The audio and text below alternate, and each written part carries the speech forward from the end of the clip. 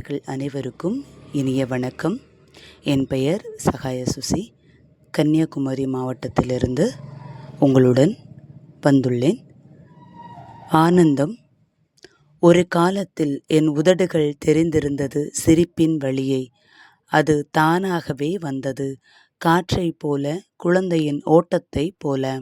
அப்போது ஆனந்தம் என்ற சொல்லை நான் உச்சரிக்கவே வேண்டியதில்லை. அது என் கண்களில் ஒளிந்து என்னை முழுவதும் நிரப்பியிருந்தது. அப்போது ஆனந்தம் என்ற சொல்லை நான் உச்சரிக்க வேண்டியதில்லை. அது என் கண்களில் ஒளிந்து என்னை முழுவதும் நிரப்பியிருந்தது. சிறு விஷயங்களுக்கே என் உள்ளம் களித்தது.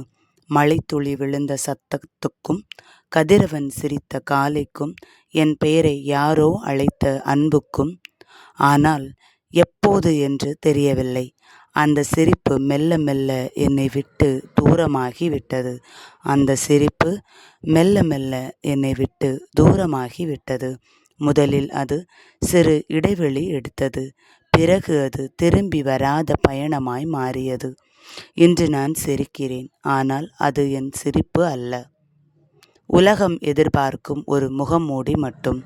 இன்று நான் சிரிக்கிறேன், ஆனால் அது என் சிரிப்பு அல்ல. உலகம் எதிர்பார்க்கும் ஒரு முகமூடி மட்டும். என் உதடுகள் நகர்கின்றன, ஆனால் என் உள்ளம் மௌனமாகவே இருக்கிறது. என் கண்கள் ஒளிர்கின்றன, ஆனால் அதன் பின்னால் ஒரு கருத்துரை விரிகிறது. ஆனந்தம் ஒரு உணர்வு இல்லை. இப்போது அது நான் தொலைத்துவிட்ட என் சொந்த அடையாளம். ஆனந்தம் ஒரு உணர்வு இல்லை. இப்போது அது நான் தொலைத்துவிட்ட என் சொந்த அடையாளம். நினைவுகளின் தெருக்களில் நான் ஓடிக்கொண்டிருக்கிறேன். எங்கேயாவது கிடைக்குமா என்று என் பழைய சிரிப்பின் ஓசையை. நினைவுகளின் தெருக்களில் நான் ஓடிக்கொண்டிருக்கிறேன். எங்கேயாவது கிடைக்குமா என்று என் பழைய சிரிப்பின் ஓசையை. ஒவ்வொரு இரவிலும் நான் என்னையே கேட்கிறேன். ஒரு மனிதன் தன் சிரிப்பை இழந்தால் அவன் இன்னும் உயிரோடு இருக்கிறானா? பதில் வரவில்லை. மௌனம் மட்டும் என்னை சுற்றி நிற்கிறது. இறுதியில் என் கண்ணாடி கூட என்னை அடையாளம் காண மறுக்கிறது. ஏனெனில் நான் இழந்தது ஒரு சிரிப்பு மட்டுமல்ல, என்னை உயிரோடு வைத்திருந்த ஆனந்தத்தின் கடைசி சுவாசம்.